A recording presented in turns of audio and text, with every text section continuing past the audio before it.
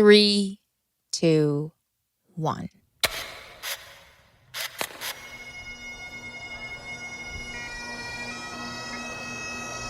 It's Memorial Day, and I'm in Woodstock, New York. It's a town that locals and local gift shops refer to as the most famous small town in the world. Famous for the music festival that happened 60 miles away. The message of the Woodstock Music Festival was clear: peace, love, music, and ending the war in Vietnam. 53 years later, surrounded by tie-dye, peace signs, and today in particular, lots of American flags, people are still fighting for a story of peace and love, or at least their versions of what those words mean. My name is Mary Poppins, and I live in Beacon, New York. Is your name Mary Poppins? That's it, Poppins. I approached Mary Poppins because she is decked out for Memorial Day. She has on a bedazzled American flag hat with matching American flag sunglasses. Her fit is topped with an American flag bomber jacket. And underneath that, she's wearing a long leopard maxi dress. And of course, the leopard print is red, white, and blue. Well, I love this country, and I love the flag. My father fought the Nazis, and I think we need to realize that this country was founded on peace, love, and belief in God. And unfortunately, a lot of people forgot about God. That's why the country's fallen apart. But I will always stand up for peace, love, joy, and my Creator, God. God bless you. Mary believes America was founded on peace, love, and belief in God. Historians have a different understanding of the founding of America. But what's important here is the story she believes, the story she tells herself. Because that is what's shaping her individual perspective. So, what is Mary Poppins' story of America? Well, I believe the story of America, the reason people came here, and not everybody's right. Everybody makes mistakes, but they wanted religious freedom from tyranny. And unfortunately, the nation and the people ruling the nation want to go back to tyranny. And the people that are woke, when you just come out of being a woke state, you're in confusion. But people that are awake know what's going on. So we just pray that those people that call themselves woke, that they wake up and realize if they don't like this country, they can go somewhere else. And if this wasn't the greatest country in the world, why does everybody want to come here? It's because it's the greatest country in the world. It's kind of surreal to hear such an aggressive bedtime story from a woman named Mary Poppins. But this is what she believes is the story of America. And you know what? We're all one race, the human race, and we are not human beings having a spiritual experience. We're spiritual beings having a human experience. And people need to remember this. So we need to get along with everybody and realize we're all the same, we bleed the same, and there's only one race, the human race.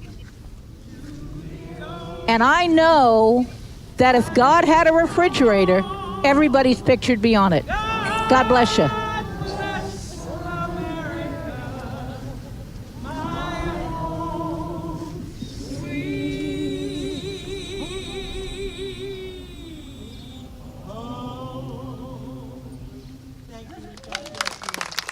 When Poppins says we are all spiritual beings having a human experience, I am physically taken aback.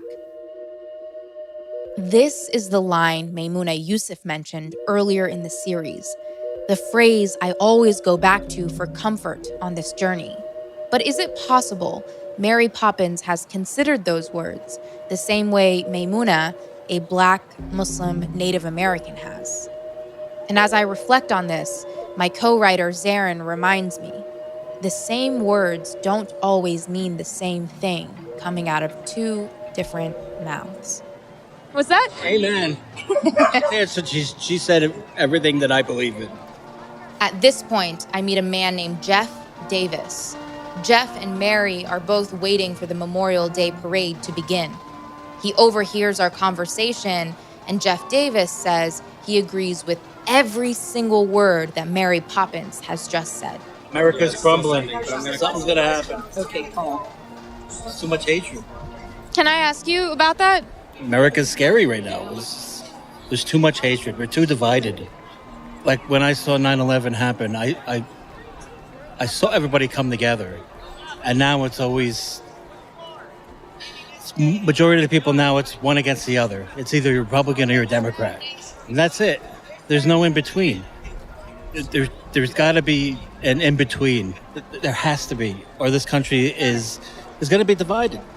And you shouldn't get rid of your history. It may be evil, but that's how this country was brought up. It will repeat itself. We hear this a lot. A call for the middle ground, complaints that we used to be more united, and now we're too divided. But our nation has never truly been united. Jeff mentions 9/11, and as an American Muslim kid growing up in that era, I witnessed and felt a clear divide. The creation of an us versus them. To many of us in different sub-communities who have been on the other side of Jeff's version of unity, the United States has always been a divided place. And now we celebrate that the nation's collective voices have gotten louder and more stories are being added to our shared history. Knowing each other, really knowing each other, is a major step toward actual unity. And knowing each other also means we have to know if someone's goals actively oppose our ability to fully live and exist as ourselves. So when someone is fighting against your human rights, they have signed you up for a fight, even if you hate to fight. And we have to act accordingly, because acknowledging the fight is how you and me and we can end it. At the end of the day, it's going to be over stories that our conflicts occur, which is why we have to intentionally focus on the stories we are telling. John Alexander Peterson, Charles Benjamin. Seated next to Jeff, listening to every word he's saying, is his son, Caden.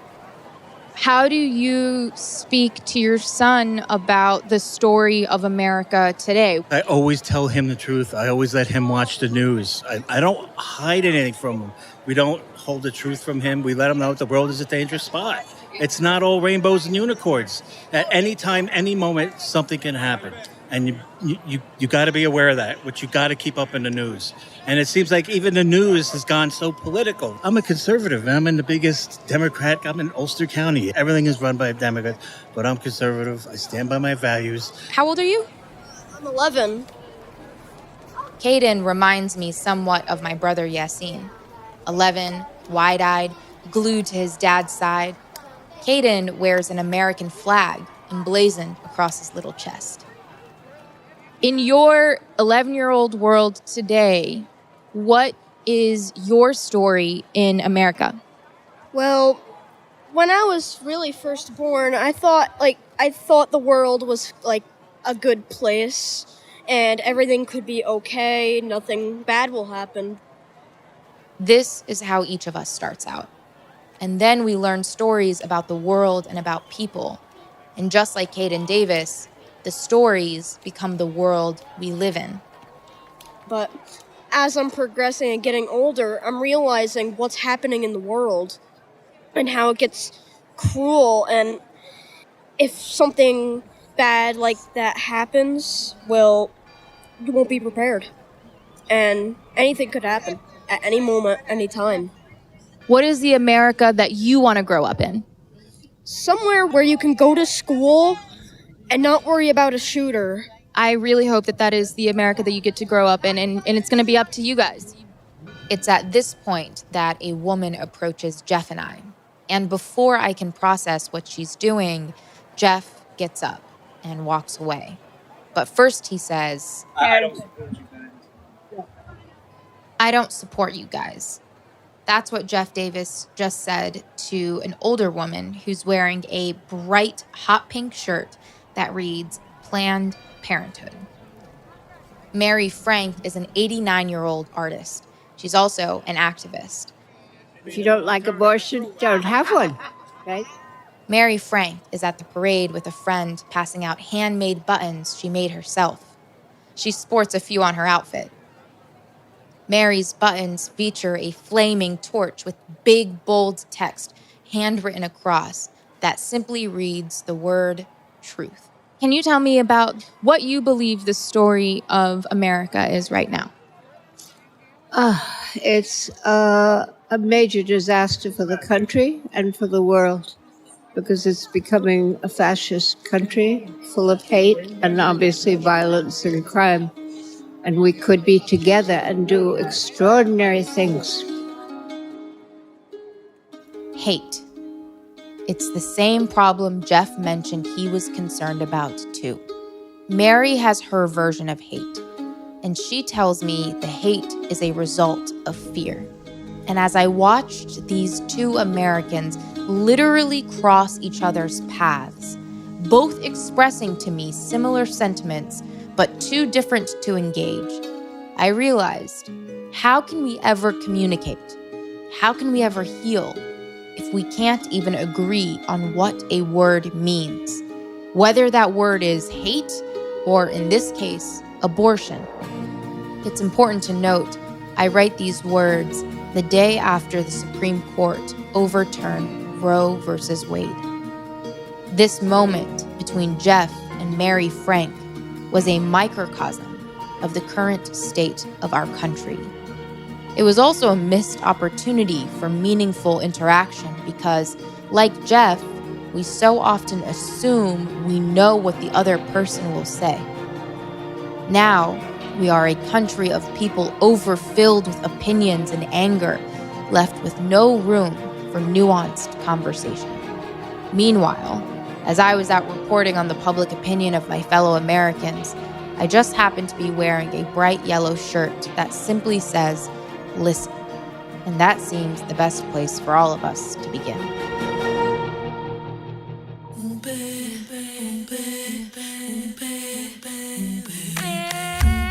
At your service and iHeartMedia present Rep, Chapter 6, America's Greatest Export.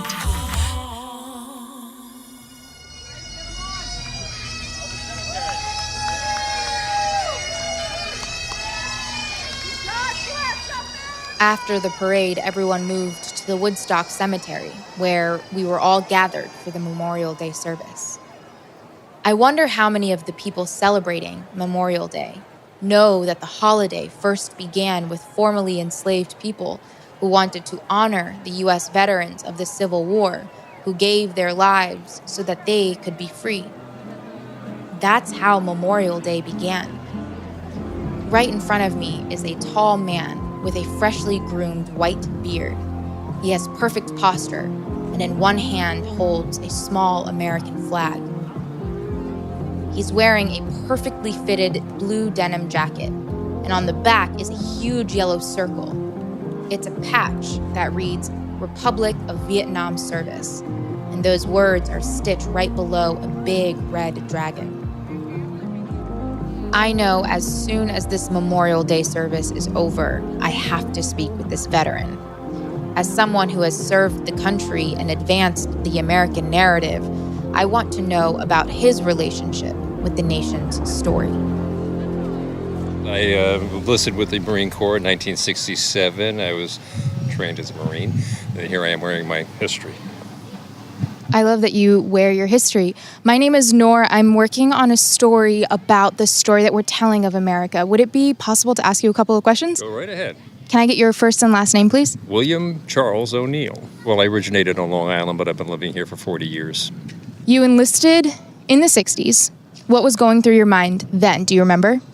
Yes, I was obliged to do so. It's my duty, so I did it. What was the story of America that you were telling yourself at the time? That we were terribly flawed, but we were sure getting better. And I really liked the anti-war protesters. I said, I'm fighting for that right. I love what they do. Really? Oh, yes. Well, that's the whole idea. You're defending the Constitution. Constitution says these people should do this. They felt that was their duty. I felt I had mine. We're brothers in that, just on two different sides of the issue. As someone who has served all over the world, how has that story evolved into what you believe the story of America is today?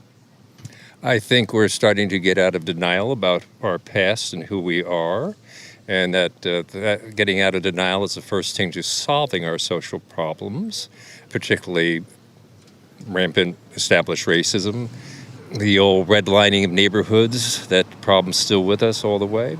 Out of everyone I've spoken with today, William has the broadest sense of his American story. He's able to diagnose the trouble and talk about treatment and cures. The one thing that I always love about Americans still do is that we're constantly able to better ourselves. And I'm very optimistic that we will continue to do that and continue to strive for a more perfect union. When you were abroad, what was the story of America that the people around you believed who were not American? And what do you think that story that we project to the rest of the world is today? Oh, well, at the time, because it was so heated in Southeast Asia, that the people that I was talking to, particularly in Japan, were asking me, do you really think this is the right thing for you all to be doing? And I said, that's not my business. My business is to win the battle. And I'm not going to question my American leaders outside of the country. That's an argument we can have back home.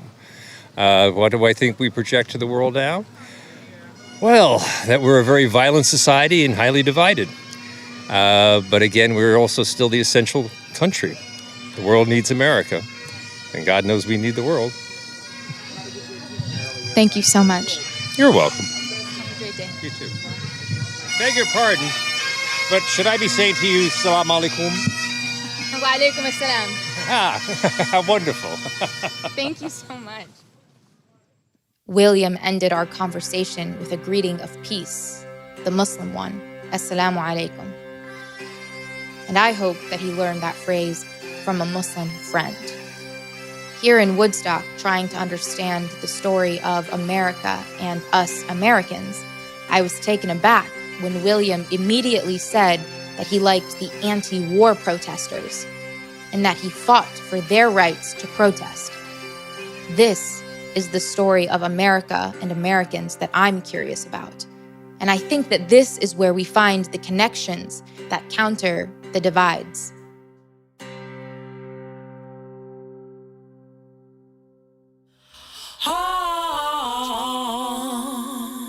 Rep. I'd like you to meet a friend of mine, David Eisenbach. He teaches U.S. presidential history at Columbia University. I first met David a few years ago. I'm friends with his wife, and we arranged a double date at a vegetarian spot in Greenwich Village. The dinner turned into several hours of energetic conversation that mainly consisted of me asking David questions about things I didn't learn in my AP history class.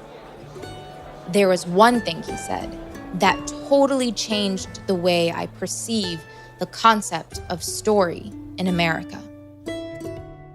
You mentioned a phrase to me a few years ago in passing that really stuck with me, which is that the United States' greatest export is its story. What is the story? Story is that you have this place where there is this unlimited frontier, unlimited possibility for creating a society that provides opportunity for anybody, with a gun and with some bravery to go out there and work the land and to take the land. Along with that is a legacy of conquest, a legacy of bloodshed, a legacy of racism, but also a legacy of democracy. And that all of these factors that come to kind of define where America is coming from and where America is still struggling towards are part of the story. But how and why did our country, our story, really begin? if you just kind of like think about Columbus and his plans and hopes for getting that trade route to Asia, right, as a way of countering Islamic expansionism, you then kind of see the tie-ins with this sort of missionary, messianic mentality that, again, it's just at the beginnings of America, right? At the very beginning. It's in the DNA. Let's go back to the Ottoman Empire. They've just shut down the Silk Road and the main trade routes to the east. Now, it's far more difficult and expensive for Europeans to acquire their beloved spices, their precious gemstones, or other fine goods. With their standard eastern route closed for business, Columbus is economically incentivized to set out and find an alternate route to the east. And that is how he mistakenly discovers what gets called the New World. He was headed for India, but he missed. The most important point, though, is that the driving reason Columbus, quote, sailed the ocean blue in the first place and began the very foundation of the West as we know it was based on the threats of Muslim expansion. This means that Islam and a fear of Muslims was a primary factor of the foundation of the dream of the West, which later became the American dream. The U.S. history I learned in school omitted a lot of details about our nation's origins. I definitely didn't get any stories about Columbus reacting to Muslim expansion. So, to get more context on the story of Muslims in America, I asked our oral historian, Zahir Ali.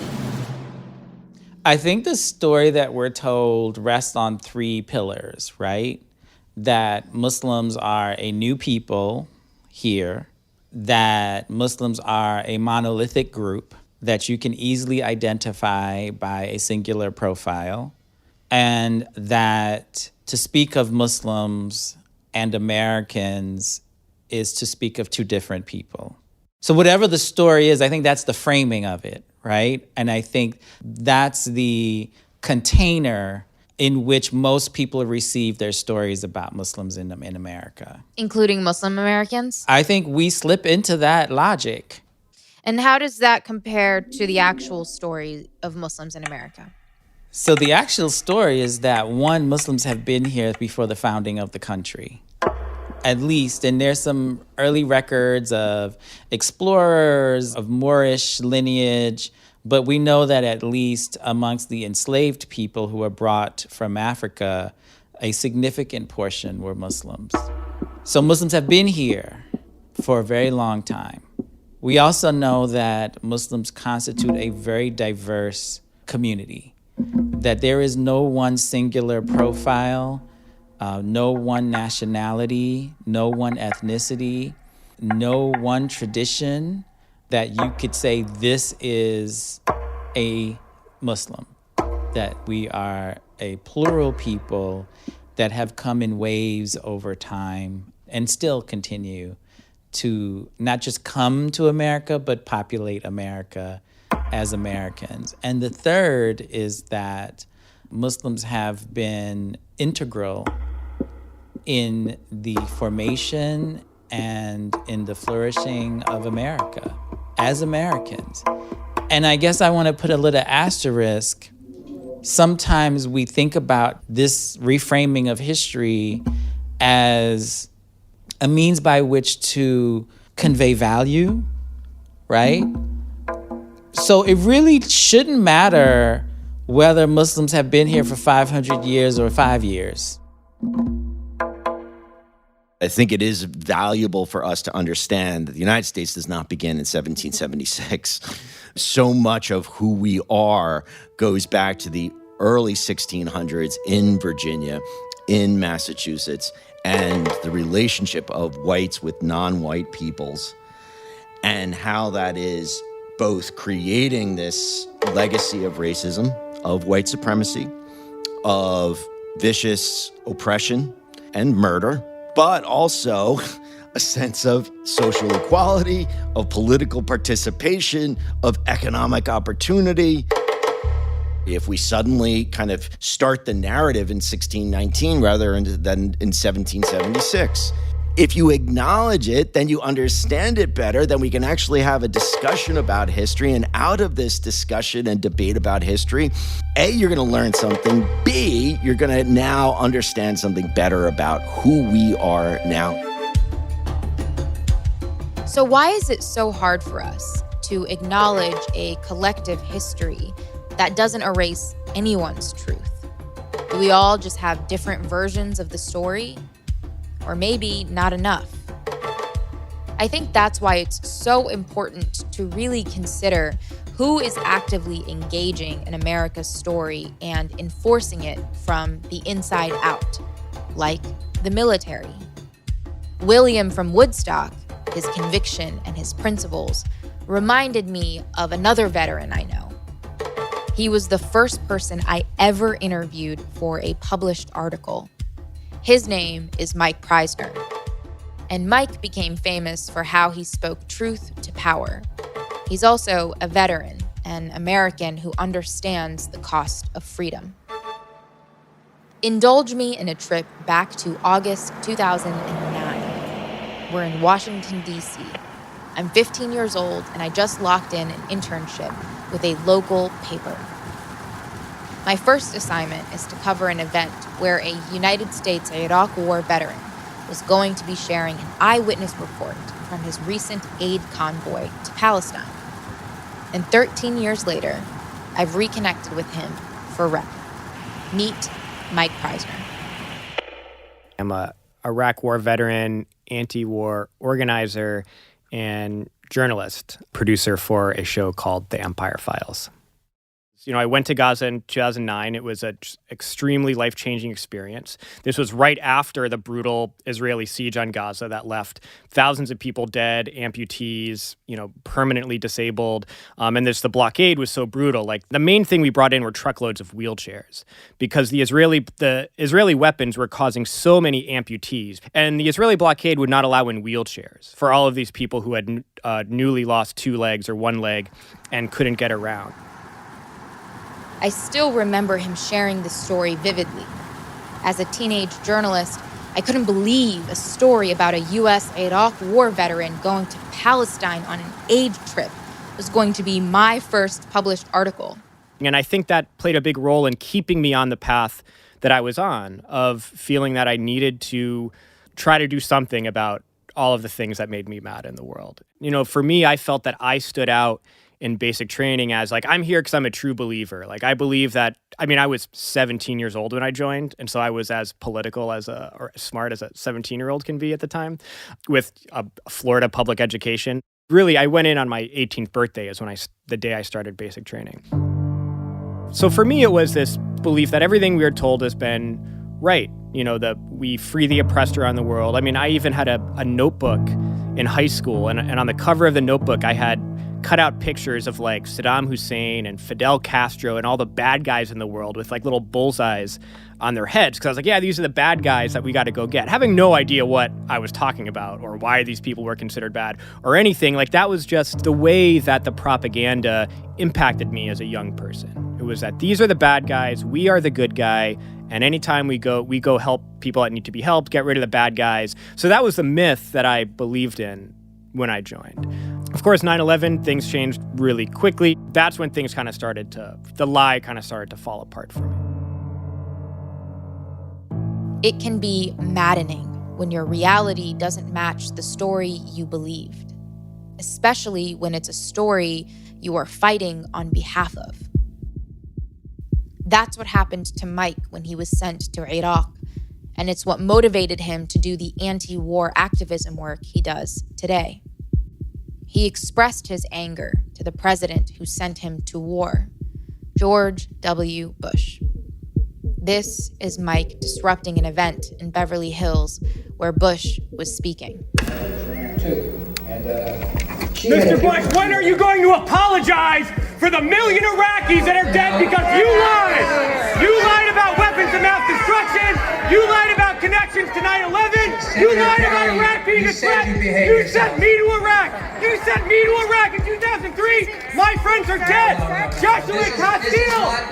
You killed people. You lied. You lied about WMDs. 1 million Iraqis are dead because you lied. My friends are dead because you lied. You need to apologize. Apologize. The pain you hear in Mike's voice reminds me of something. My friend Jack Saul, who's an artist, therapist, and founder of the International Trauma Studies program, created an audio experience called Moral Injuries of War, featuring voices of several U.S. war veterans. And the way Jack describes it is, many veterans, war correspondents, and other witnesses of these wars may suffer from moral injury, the sense that one's fundamental understanding of right and wrong has been violated. They cannot recognize the kind of person that they have become, given the acts they have committed or witnessed in war. That shame often leads to a desire to self-destruct, contributing to the high rates of suicide among U.S. veterans. They would rather have an honorable death than live a dishonorable life. the moral injuries of war are not usually a topic of conversation when we celebrate Veterans Day or Memorial Day. And yet, the injuries and fatalities of war are also a result of our greatest export. I want us to think about a story as a tool of power. How do we use that tool to build our shared nation? How have our individual stories come together to become what it is we call America? Not a place on a map, but what we mean when we say America and Americans.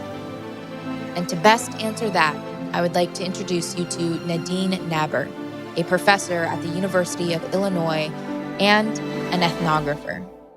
In general, people tend to think about ethnography as writing about culture by immersing yourself in local communities and participating in their everyday lives. But the problem with that is that the concept of culture that originally came with the first ethnographers developed by European colonizers. So they went out to study what they saw as the cultures of Black and brown people in order to better dominate them. So we could think about like the British in India or, white Americans in the Pacific Islands. And in fact, the way that we use culture today came out of that history and plays a really important role in reinforcing racism against people of color. So rather than generalizing about people's cultures, when we think about culture, culture is created within people's histories and their politics. And so for me, I think of doing ethnography as a way to more so map people's stories about culture, and to think about and show how the stories people tell about culture take place within contexts. Nadine has 3 main principles for collecting the stories of people and cultures. Like me, maybe you want to write these down. I call them the 3 R's: responsible, relational, and revolutionary. And I actually shape the questions that I ask based on a commitment to furthering their community goals and struggles. So that's the responsible part. And the relational part is my commitment to view the cultural and political struggles of communities not in isolation, but in relationship to all other communities. And then revolutionary speaks to my commitment to rely on ethnography, to rely on the stories that people tell as tools that can contribute to social justice, social transformation, creating change in the world, decolonization, abolition. So, just really uplifting the power of stories, especially when we're talking about communities that have been grossly misrepresented in our society. To understand ourselves and our stories, requires that we make commitments to understanding language and meaning, how they affect what we believe. This is what Rep is considering, and how language is the bones of a story. The rest comes from the people who tell the story. The main thing that we're examining in this series is the concept of story and the impact of how we consume and how we tell story. And it's easy to think about story as the things that our parents or our teachers would read to us to help shape and mold our imagination or where our minds were going. When it comes to actually documenting history and archiving culture, what role does story play? And to further that, what role has that concept of story played in building America? I would say that building America is stories. That history involves struggles over the stories that have been told. And I wouldn't say history, I would say histories, because there are always multiple stories told about a particular history. But some stories have more power because some stories are closer or more aligned with the goals and visions of those in power. And then there are the stories that haven't had as much access to power, so we might not know much about those stories. So it's not to say there are just multiple stories and they're all equal. It's that, when we say that history is, in a way, a struggle or a battle over stories. What is your take on America's greatest export being her stories? I think when I think of the idea that America's greatest exports are its stories, I need to think about the role of America in the world and situate the stories that America has told in the world in relation to what else America has been doing in the world. Because those stories and the circulation of America's stories in the world is tied up in the United States' empire building across the world and its interventions militarily, economically, and politically across the globe. And so, therefore, the stories that the United States has circulated across the globe, in my opinion, contribute to legitimizing and justifying U.S. global power in many ways. And of course, there are many kinds of stories, and it depends on who has told the stories. But here I'm talking about the dominant stories that the U.S. has circulated, the ones that, become sort of like mainstream American stories, like the story of the American dream, for example. That story is a created story. It covers up the histories of U.S., enslavement and the problems of police violence and the struggles around homelessness in the United States. But it has power because it reinforces the idea of the United States as, the most civilized and the most developed nation state in the world. The stories that America circulates across the globe, they do work. They operate as a form of labor that supports U.S. empire building.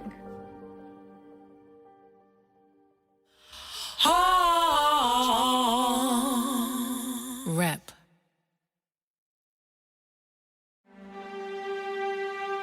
Mike found himself caught in the story and the war machine of the USA. There was the good guy, bad guy story he and his fellow comrades believed, and then there was what he saw on the ground. I was there the first year of the Iraq War. The real intense resistance hadn't picked up yet. It was all just very small acts of rebellion, which really were totally justified. Like, even when we did arrest people or whatever who had weapons or had carried out attacks on Americans, I began to really identify with that. Because I realized that if I was Iraqi, I would be doing the same thing. Honestly, maybe a big turning point for me with that was, there was a guy that had been shot through the neck at a traffic checkpoint. So it's the middle of the night. I get to the station where they're holding the guy, and I see this young lieutenant who's the guy that shot him. And This guy was just so pumped up because, like, when you're in the military, shooting someone is like a really respected thing because there's this prestige around killing and violence in the military. It's part of the culture. He's like, hell yeah. You know, he was all happy and was like, you know, go find out, like, why this guy's a bad guy.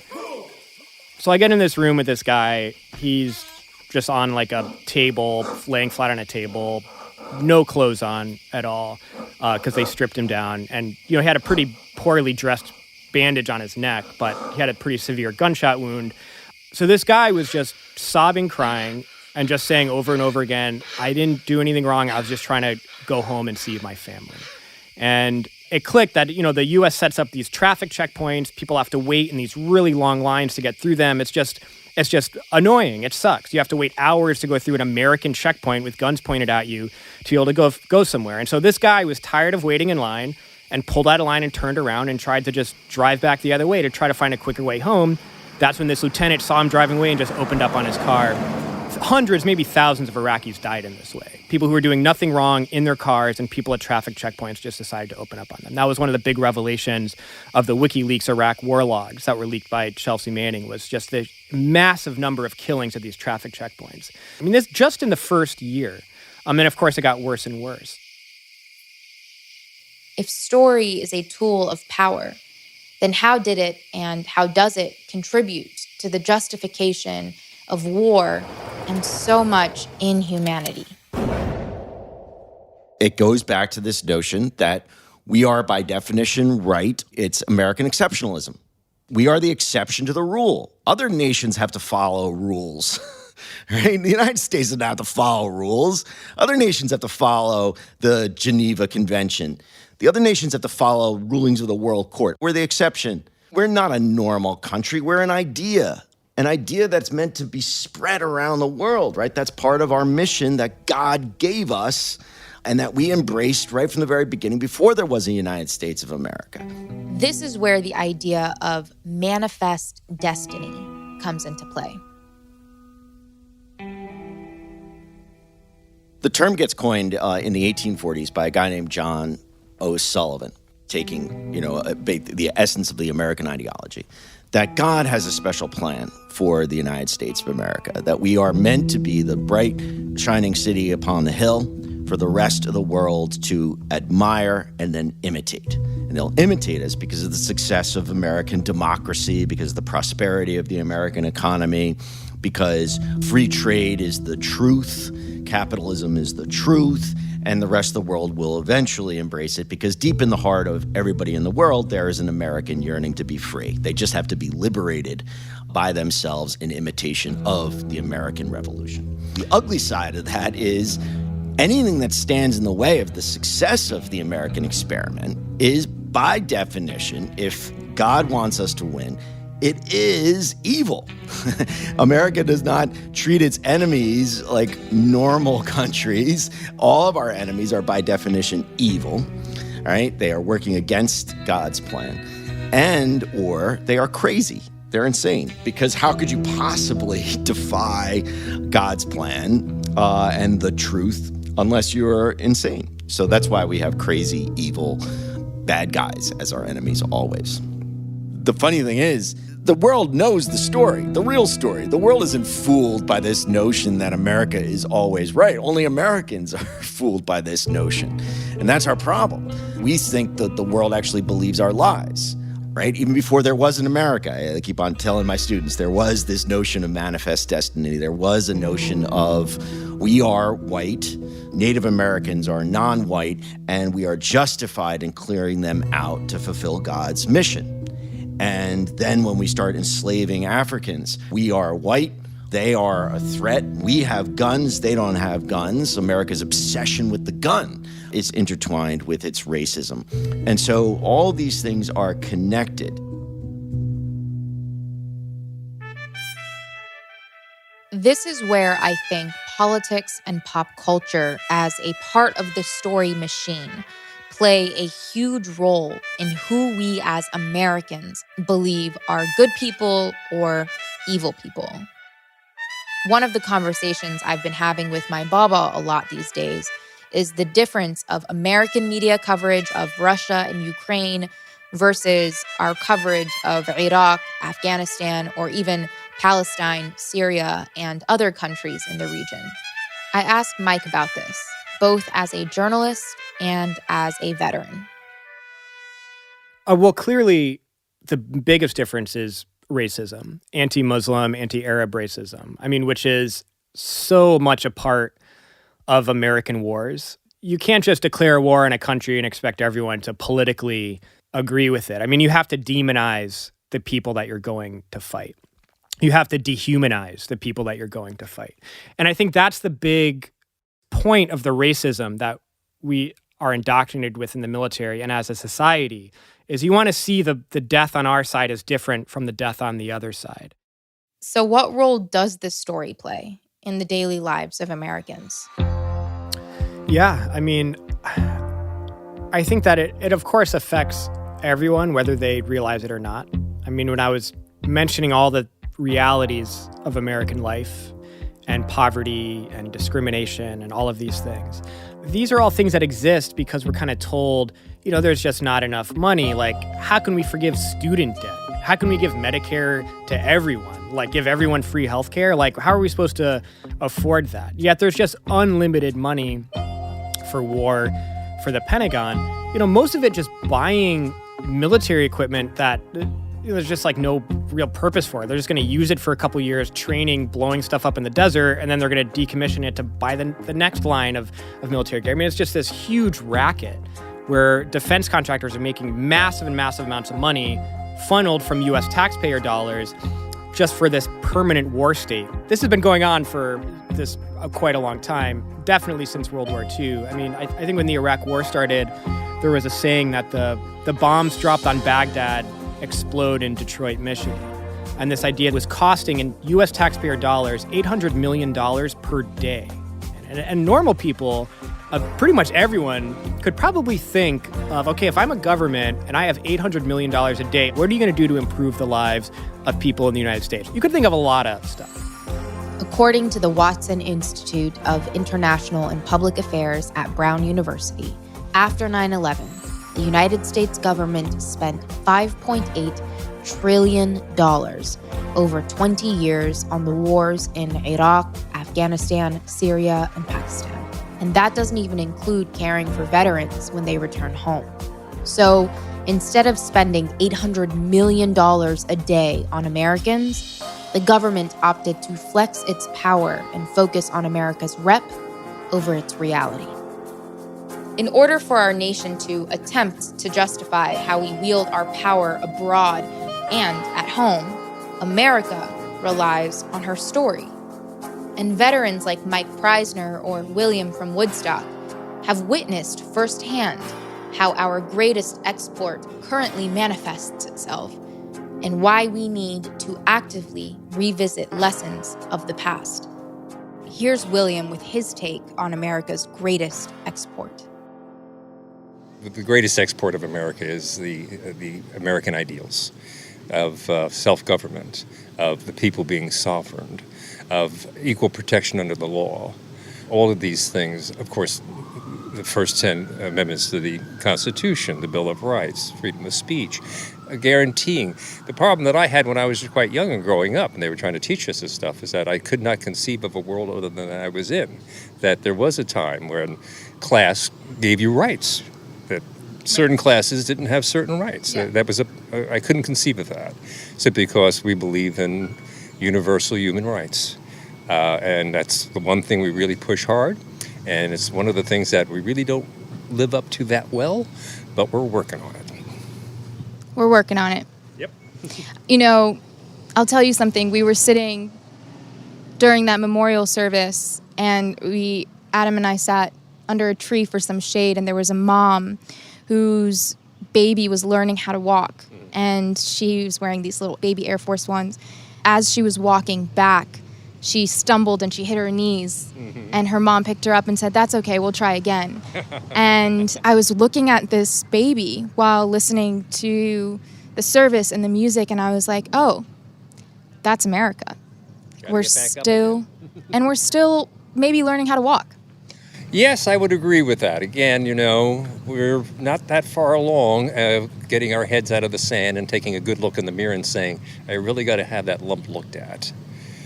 Well, the only thing that we learn from history is that we do not learn from history.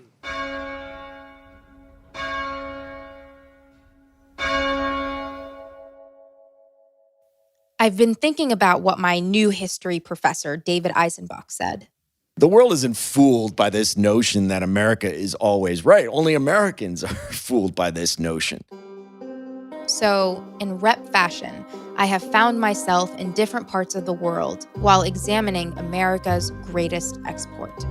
And I've decided to check in on the story. When I was a child, the American dream was amazing, no? Growing up in Morocco was also seeing the US as the country where everything that was cool at the time came from. I never heard a single bad thing about America when I was younger. There's still an enormous excitement, I feel, about America. Like everything is bigger and brighter.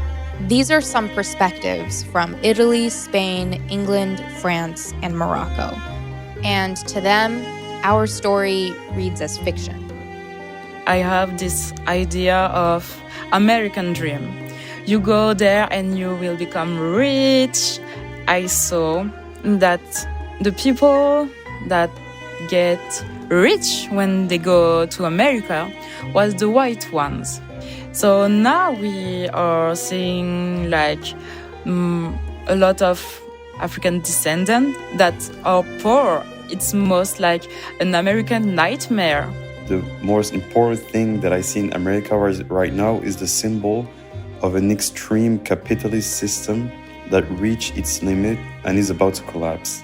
The education there, I can't talk about it without being mad, because how can people that finish high school can get to the university they want? They had to pay like thousands and thousands. You feel like, okay, it's all about appearance, and then there's the violence. Everybody could get like so easily a weapon. And I would say America to me now looks very scared. I'm running backwards as fast as I can. Everything from kind of abortion to gun laws. The American brand is always about progression and moving forward. That's not what it looks like now. I think United States are a sort of human tragedy. I'm like, whoa, for example, the big cars. I'm like, why do you need a big car like this? Can you take like a smaller one? When you break it away, you've got incredible communities. And right now you're so polarized. And for me, the only way I can see America working is by breaking it up. Because the differences are so huge. America is driving me crazy. Like the contradiction, they're driving me crazy. And I can't even sleep on it. I would like to call all of you guys and ask you, why are you still there? Why are you not putting up a revolution like you have to? To be engaged in revolution means we need to recalibrate the story we are fighting for and what liberation could be. What does liberation mean to you in the context of the story of America? My hope would be that, stories for the purpose of liberation would not only be about dismantling oppressive ideas or stories, but also guide us towards building an alternative world, alternative ways of being and existing in the world beyond war and colonization and racism, stories that can uplift and guide us around what it means to care for each other. I do believe that story is the United States' greatest export. And right now, the one Americans are receiving versus the rest of the world doesn't line up. Americans aren't even grasping at understanding the same story. Nor do they recognize that it's multiple stories that are braided together into one breathing, living story. And I think that's because many of us are not actively engaging with the power dynamics between the different stories being told in our country. And this is exactly what I'm investigating in REP. how to decode power and uncover the actual stories taking place on every level of our lives. I'd like to introduce to you what I've been calling the 3 Ps: politics, pop culture, and public opinion. A trifecta where each P serves, strengthens, and emboldens the next. They are a dynamic.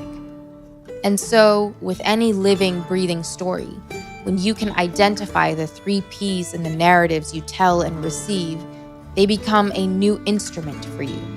When you open your mouth to share a story, or when you turn an ear to hear one, like music, the 3 Ps gives the story shape, a way to hear it more intentionally and connect it to the stories you've heard before. It's with the 3 Ps I believe we can all move a little closer to a more authentic, nuanced version of who we are as a collective. We can better hear each other sing our truths. So, next on Rep, we dig in to the first P, politics.